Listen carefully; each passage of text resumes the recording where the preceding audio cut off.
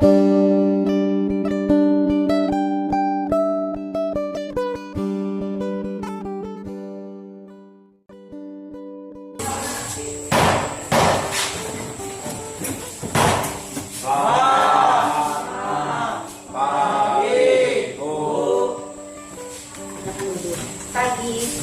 Gimana keadaannya hari ini?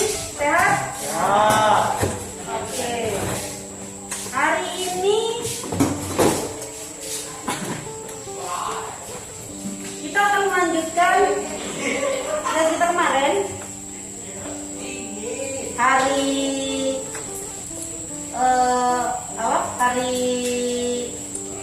Kamis minggu lalu kita sudah melaksanakan pembelajaran yang dinamakan reading box, menggunakan media reading box. Jadi sudah presentase ya, kalimat topiknya masih ingat? Masih? Masih. Mana suaranya masih? Masih. Nah, kita akan bahas satu persatu itu ya. Oke, hari ini adalah penguatan. Penguatan dan evaluasinya ya. Evaluasi. Oke, kita bahas.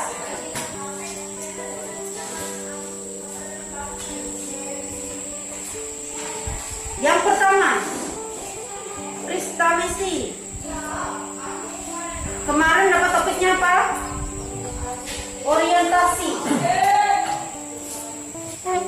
Orientasi. Apa yang dimaksud dengan orientasi? Masih ingat? Apa Messi?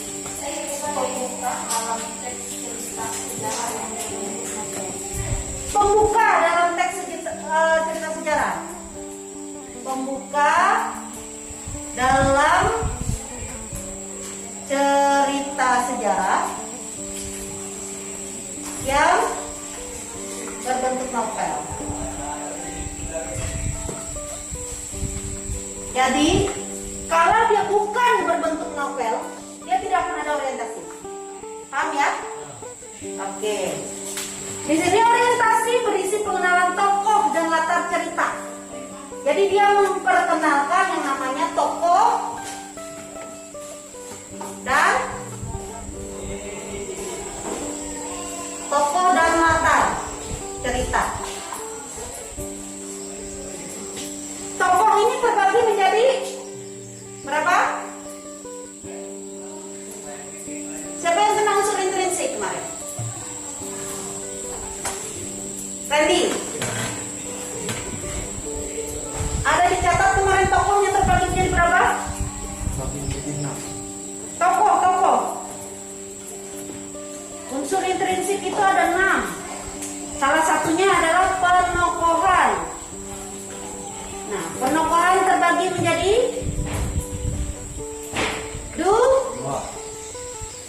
dua biasanya, yaitu tokoh antagonis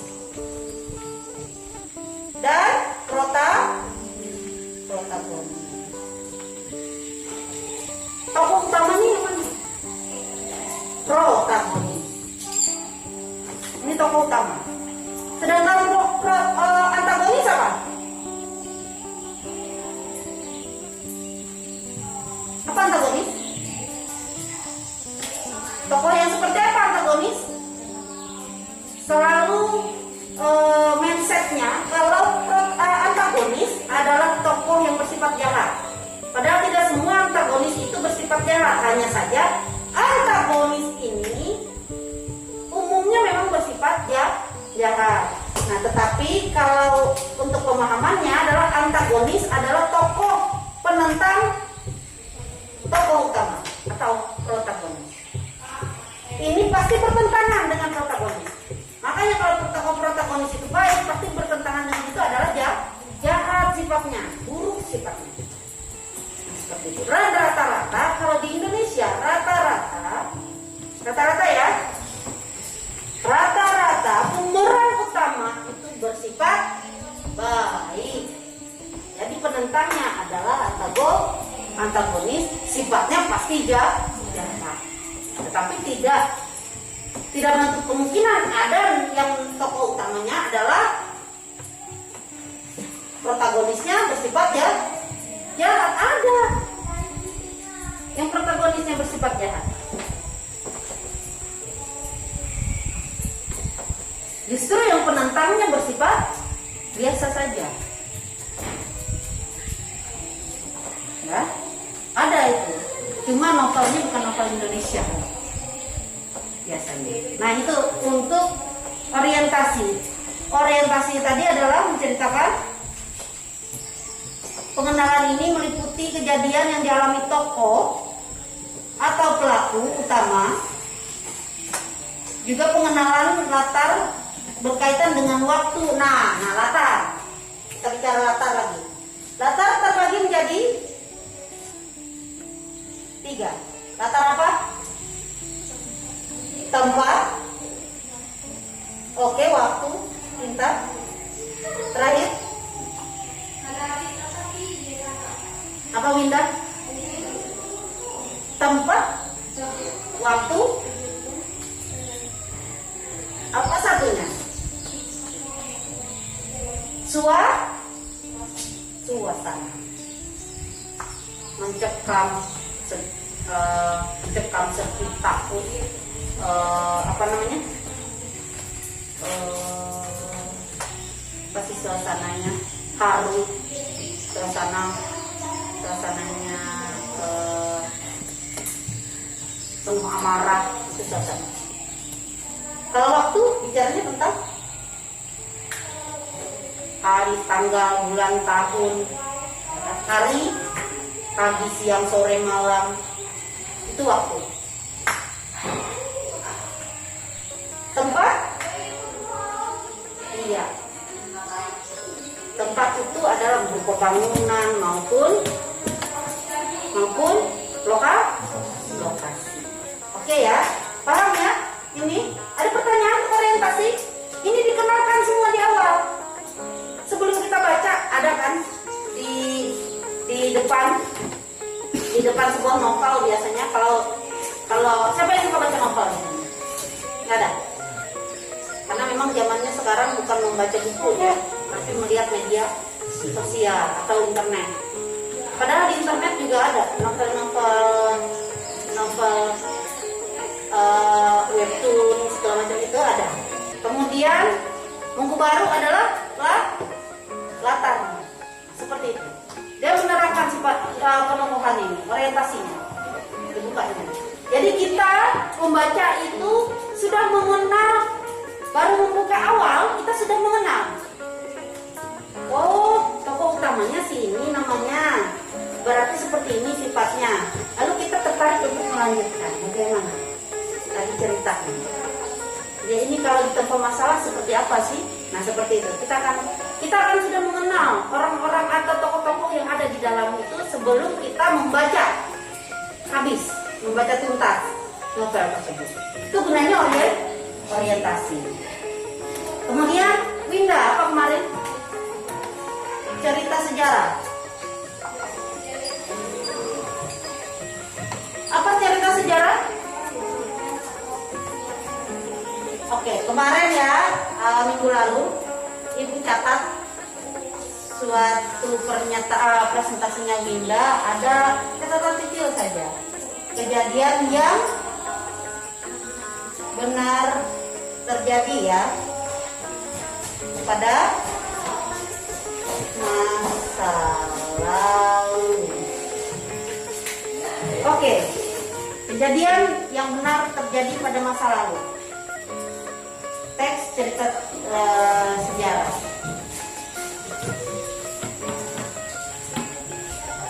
Ini benar terjadi ya?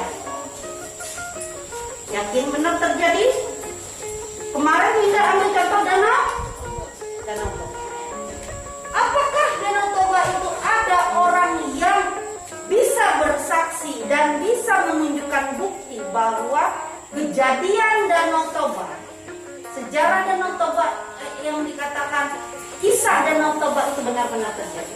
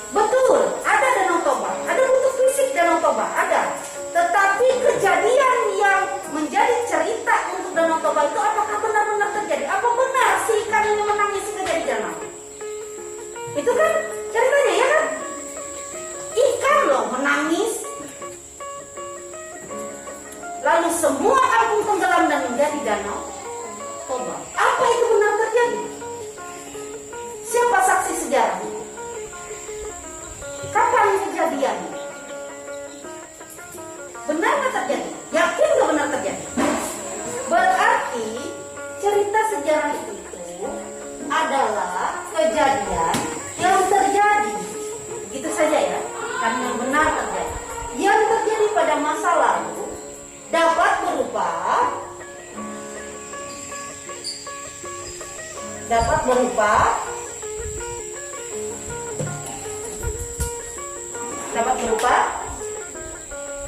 apa? Fiksi maupun non fiksi. Paham? Fiksi maupun non fiksi. Ya, fiksi maupun non fiksi. Fiksi itu adalah sesuatu yang fiktif, yang berdasarkan hasil imajinasi pengarang. Nah, kalau yang namanya Danau Toba itu masuk cerita sejarah, tetapi dia masuk ke dalam golongan legenda. Legenda itu adalah cerita sejarah di mana cerita itu ada fisiknya, tapi tidak bisa dibuktikan kebenarannya.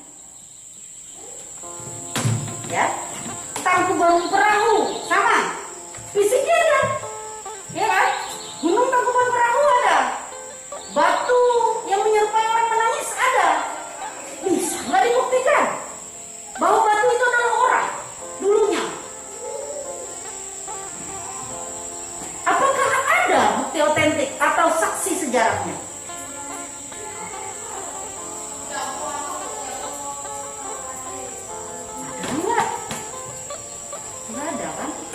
Lain kalau lubang buaya, ya kan? Sejarah lubang buaya. Lubang buaya tempat pembantaian hampir seluruh pahlawan kita dibantai di lubang buaya. Lubang buaya itu apa sih? Benar-benar lubang buaya? Dulu saya mikirnya lubang buaya itu benar-benar lubang tempat buaya. Ternyata tidak. Lubang buaya itu adalah nama daerah, nama desa.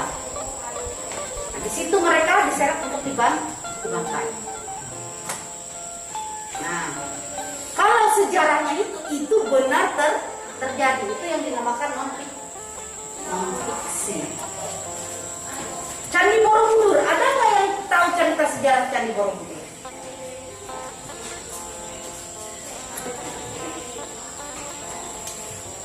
Dibangun di zaman yang saat itu memang tidak memiliki yang namanya teknik arsitektur. Itu ada seorang petani penemu itu. Pas dia cangkul, itu stupa paling atas tuh enak, baru digali. Ternyata bangunan luas, yaitu Candi Borobudur. Itu dulu Candi Borobudur itu. Nah, Candi Prambanan itu masuk sejarah atau enggak? Pernah nggak dengar cerita Candi Prambanan? Kawannya Candi Borobudur itu Candi Prambanan, tahu kan? Nah, pernah nggak dengar cerita itu? Yang dia disuruh membuat candi.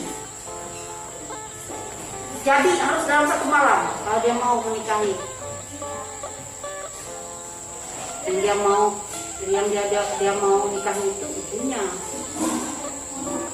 Ya kan?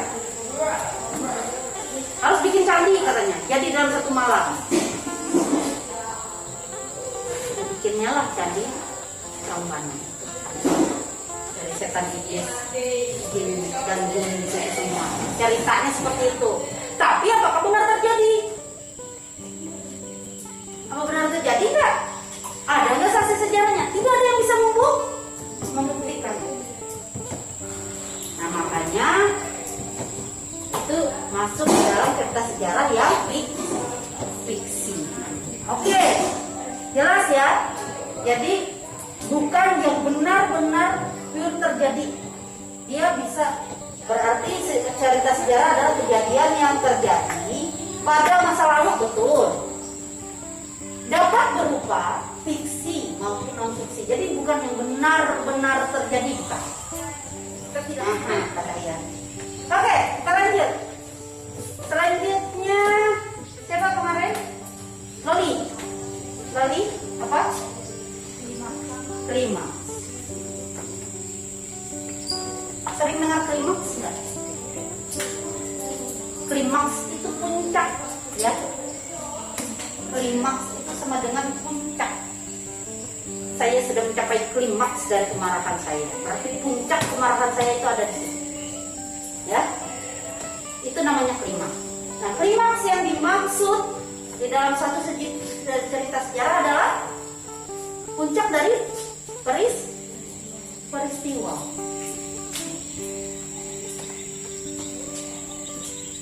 Puncaknya Danau Toba tadi apa? Klimaksnya Danau Toba itu apa ceritanya? Bukan. Itu sudah resolusi, itu sudah penurunan. Puncaknya adalah pada saat si bapak memarahi anaknya dan menyebut anaknya itu anak ikan. Itu puncaknya. Sehingga si ikan itu menangis. Ada Danau Toba.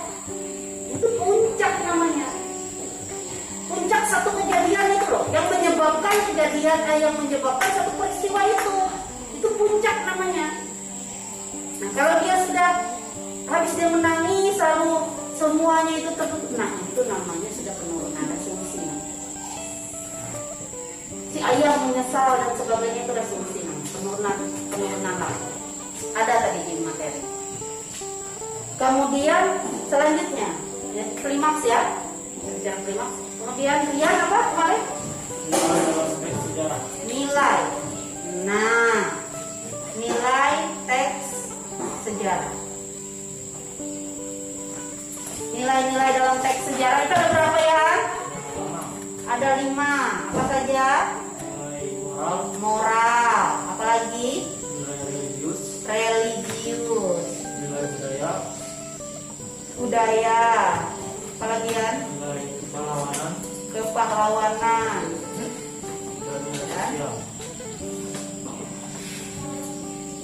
Dan nilai sosial. Nah, nilai moral dulu. Yang kita bicara moral ya pasti baik, buruk, adab, tingkah laku. Ya kan? Bermoral nggak orang tersebut? Ada nggak nilai moral yang terkandung di dalam suatu cerita sejarah? Apa nilai moralnya? Danau Toba apa nilai moralnya? Apa pesan moral dari cerita sejarah Danau Toba? Tidak boleh mengingkari janji yang sudah diucapkan. Dia mengingkari janjinya kepada istrinya. Akibat mengingkari janji tadi ada konsekuensinya, ya kan? Yang kedua, apa lagi? Nilai religiusnya ada nggak?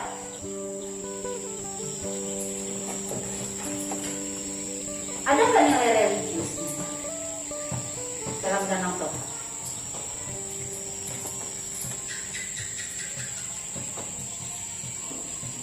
Apa?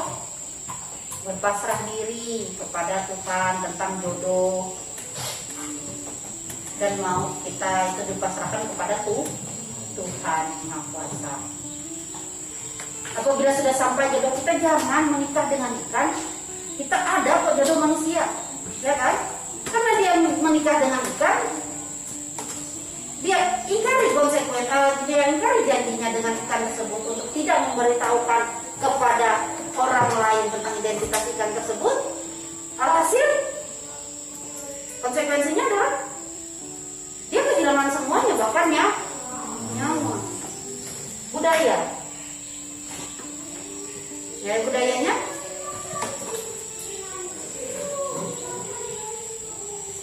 ada nilai budayanya. Apa ya nilai budaya apa ya kalian? Kesenian, adat istiadat. Ini terkait dengan adat istiadat dari suku apa? Suku Batak. Ya, kan ada Batak Toba namanya ya. Nah, kemudian kepahlawanannya. Apa sisi kepahlawanannya di dalam cerita sejarah tersebut. Isu kepahlawanannya ada nggak cerita sejarah Danau Toba?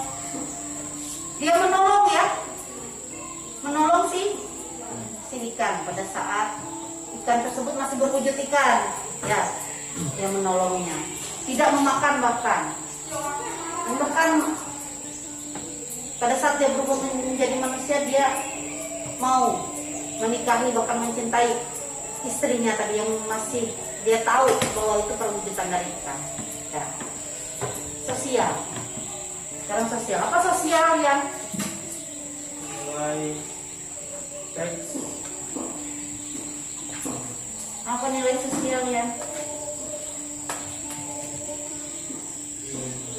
nilai yang berkaitan dengan tata pergaulan individu di dalam masyarakat. Nah, nilai dalam teks sejarah tersirat di dalam isi. Tersirat itu berarti tidak langsung dia ungkapkan di dalam situ bahwa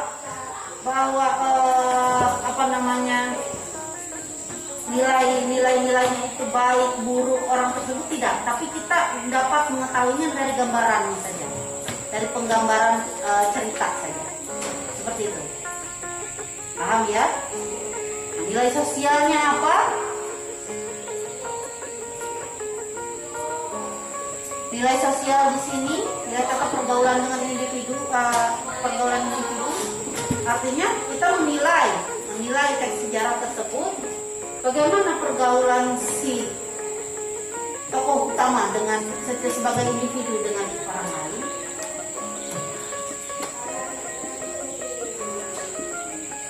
Seperti itu ya. Oke. Selanjutnya. Unsur intrinsik. Nah, ini yang paling disukai. Ini yang paling sering. Ini yang paling sering keluar di ulangan, ujian, dan bahkan dan lainnya.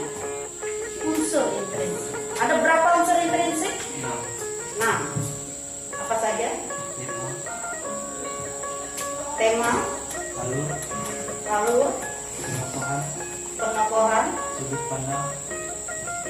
sudut pandang, latar, dan amanah.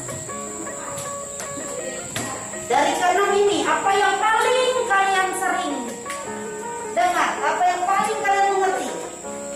Randy dulu. Yang paling kamu pahami dari 6 poin itu, yang mana? Saya paham cara mencari ini di dalam teks. Yang mana yang paling kamu pahami? Dari 6 itu. Benar? Tema, alur, penokohan, sudut pandang, latar atau amanah?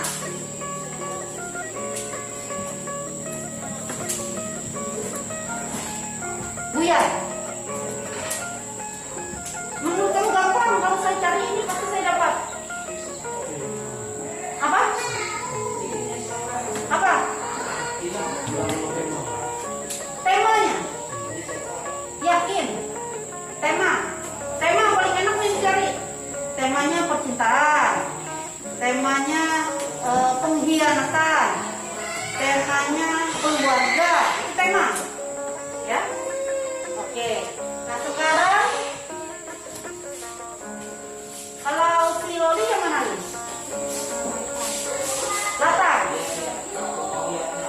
Latar yang paling mudah untuk dipahami ya. Latar tempat, waktu, suasana. Oke. Winda, penokohannya, yang mana yang pemeran utama dan pemeran penentang ya. Latar juga. Ya Randy, yang mana mau Randy? Tema juga. Oke. Yang amanat nggak ada ya? Sulit kan cari amanat. Amanat itu pesan moral. Bahwa misalnya seperti Danau Toba kan tidak boleh akibat dari mengingkari janji. Seperti ini misalnya pesan jangan pernah mengingkari janji yang sudah diucapkan, karena konsekuensinya akan sangat berat. Kepercayaan itu tidak bisa dibeli, ya. Susah. Orang tua kalian percaya sama kalian susah. Apabila mereka sudah tidak percaya lagi sama kalian, susah nanti merebut kepercayaan. Itu dia, ya. Ini apa ada pertanyaan? Masih ada pertanyaan? Oke, tema. Kita bahas tema. Tema adalah pembentuk satu cerita. Temanya. Kita lihat di sini, ya.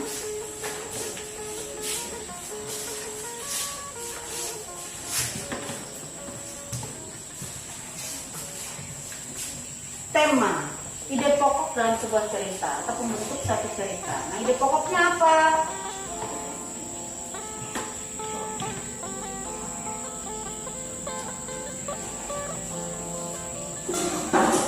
Nah, misal Diponegoro, Pangeran Diponegoro, misalnya. Apa temanya dari cerita sejarah tersebut? Adalah perjuangan. Temanya adalah perjuangan. Sedangkan Danau Toba, temanya apa? Apa temanya?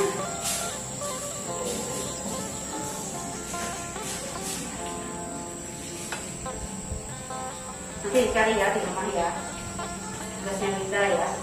Yang tadi Danau Toba, ya. Kemudian, nah tugasnya Rian sama si Randy juga. Danau Toba itu apa temanya? Kan nggak terlalu sulit mencari tema, kan? Nah, nanti share ke ibu, ya. Kemudian ada alur. Alur itu ada 3. Alur apa? Nah, alur, ya, ada 3. Ada 3 jenis alur. Alur apa? Alur maju, alur mundur, dan campuran atau maju mundur. Seperti apa yang alur maju? Alur maju itu menceritakan dari masa sekarang ke masa berikutnya. Dia maju. Atau dari masa lalu ke masa sekarang. Itu alur maju. Tapi kalau alur mundur, dari masa ini ke masa lalu, ya, ke masa sebelumnya. Sedangkan kalau alurnya campuran, dia boleh misalnya dari masa ini saya ceritakan tentang pengalaman saya di SD dulu, di SMP dulu, ya, di SMP dulu. Kemudian saat ini saya berada di SMA. Sebelum pada saat saya saat ini ada kelas 12 di SMA 9. Saya diminta guru bahasa Indonesia untuk membuat atau mendeskripsikan profil pribadi saya dari saya SMP sampai SMA. Pada waktu SMP saya adalah siswa kelas, nah itu kan sudah flashback ya masa lalu. Kemudian, nah sekarang katanya saya sudah berada di kelas 12 dan siap mengikuti ujian. Besok kami akan simulasi untuk ujian sekolah. Nah itu namanya alur maju lagi dia buat. Jadi itu yang dinamakan alur campuran. Dia mundur dulu baru dia maju. Nanti dia dari masa ini ke masa lalu, kemudian kembali ke masa ini, kemudian baru maju ke masa yang akan datang. Seperti itu. Bisa dipahami, ya, untuk alur. Kemudian penokohan. Nah penokohan tadi sudah, ya, ini tokoh. Ada 2 yang umum. Kemudian sudut pandang. Nah sudut pandang ini yang agak sulit kalau tidak kalian pahami benar-benar. Sudut pandang ini ada sudut pandang orang pertama, kedua, dan ketiga.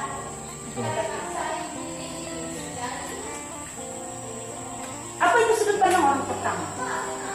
Ciri-ciri sudut pandang orang pertama itu adalah menggunakan kata saya, aku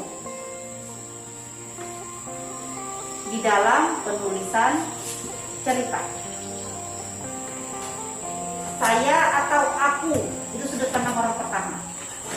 Tunggal loh ya. Nah kalau jamak, ada tunggal ada jamak kan? Jamak itu artinya apa? Kalau tunggal kan artinya satu. Kalau jamak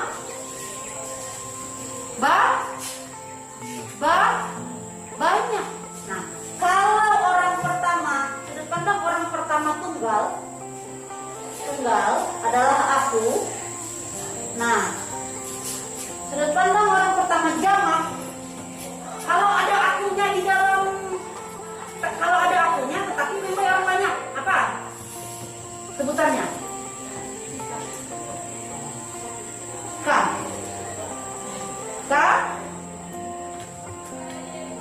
Kami ya, kami. Nah, kita bicara tentang kita. Kita itu berarti kamu dan dia, atau kamu dan mereka. Artinya kita. Saya berada, si orang ini berada di dalam, saya berada di dalam suatu kelompok yang ada dianya, yang ada lawan bicara saya nih. Artinya kita. Itu namanya orang kedua jamak. Kita. Kalau orang kedua tunggal, orang kedua itu, kalau orang pertamanya saya, orang kedua siapa? Orang keduanya adalah orang yang saya ajak bicara secara langsung. Apa saya sebut dia? Apa saya sebut? Apa saya panggil? Kalau misalnya saya ajak ngobrol Sinda, berarti saya panggil siapa?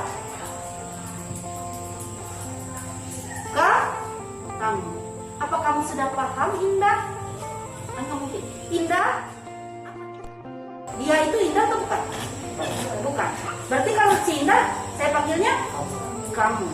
Kamu adalah bentuk dari sudut pandang orang kedua tunggal.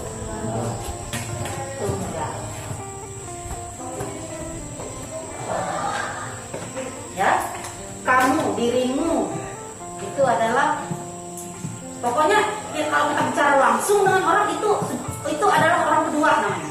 Nah, sedangkan kalau tunggal, orang ketiga kalau tunggal, dia ya. Apalagi? Dirinya, dia, beliau.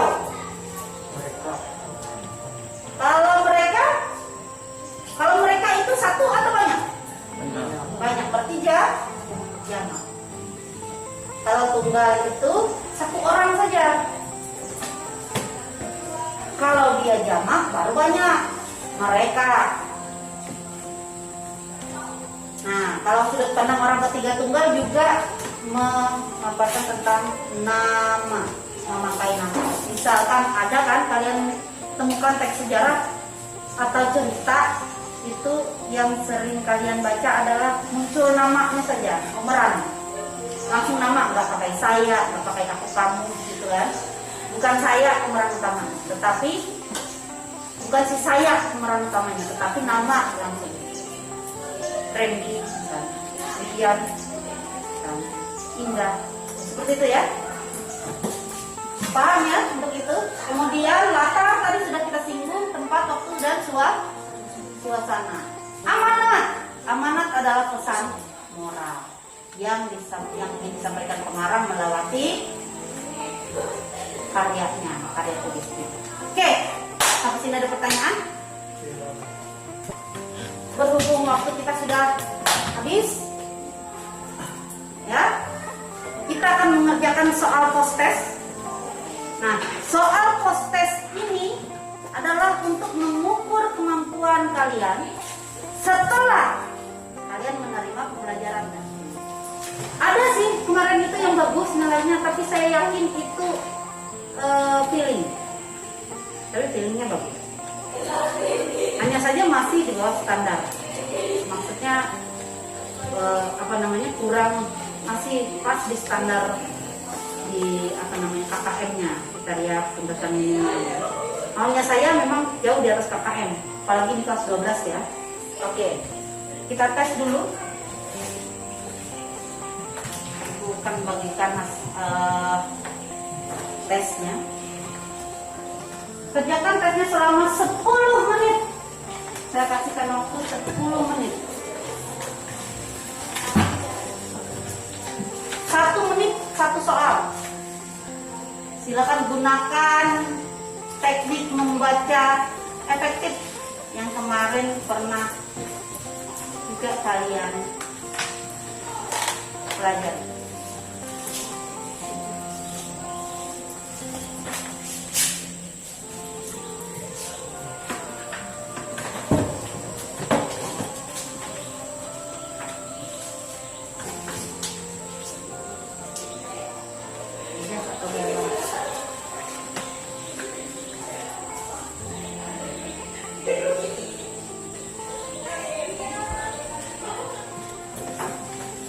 Oke, ya.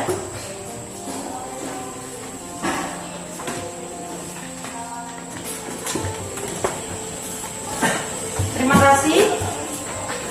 Berhubung waktu sudah habis, jadi untuk pengoreksian nanti akan Ibu koreksi sesudah ini. Nanti akan Ibu umumkan untuk nilainya. Nah, untuk hari ini cukup sampai sekian dulu. Mudah-mudahan apa yang kita laksanakan pada hari ini juga bisa bermanfaat buat kalian di kedepannya lagi, apalagi ini menjelang ujian sekolah ya, ujian kelulusan. Nah, di sini saya ingin bertanya, apakah terbantu dengan media reading box yang kita lakukan tadi? Terbantu nggak? Untuk pembelajarannya terbantu nggak? Rasanya bagaimana dengan pembelajaran yang kemarin-kemarin?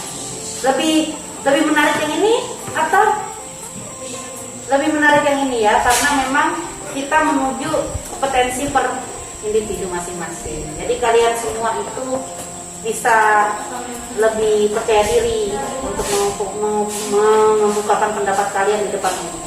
Nah, seperti itu ya. Jadi nggak itu aja orangnya yang maju, ya. Karena dia pintar berbicara ya, dia terus yang maju, tidak. Jadi kita sama-sama belajar, belajar berbicara di depan umum, bagaimana etika berbicara yang baik, yang sopan, bagaimana di depan umum ketika kita menyampaikan suatu paparan itu seperti apa, supaya orang menjadi jelas, memakai bahasa yang lugas, yang nyaman, yang nyambung, ya. Walau seperti apapun kita berbicara, tetapi apabila kita berbicara dengan menggunakan istilah yang tidak atau jarang orang ketahui, yang tidak gampang untuk orang cerna, itu pembicaraan kita atau paparan kita itu menjadi omong kosong saja.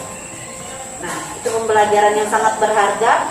Nah, semoga nanti kedepannya lagi Ibu akan bisa explore lagi media-media yang baru, biar pembelajaran kita bahasa Indonesia ini tambah mengasihkan nanti ya, tambah menyenangkan.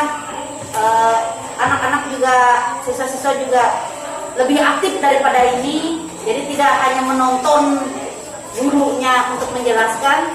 Dan semoga pandemi kita cepat berlalu sehingga kita tidak terbatas lagi tatap mukanya seperti ini.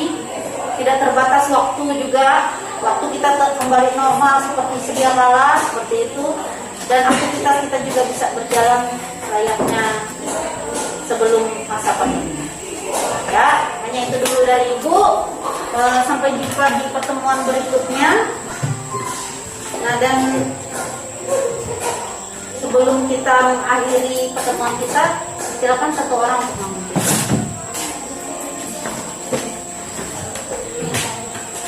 Kita pulang adalah berdoa agama dan ikhtiar kami sendiri. Kita doa. Dilepas dahulu secara menimba pulang kalau kami berjalan supaya kami sampai di sini. Terima kasih Bapak. Terima kasih.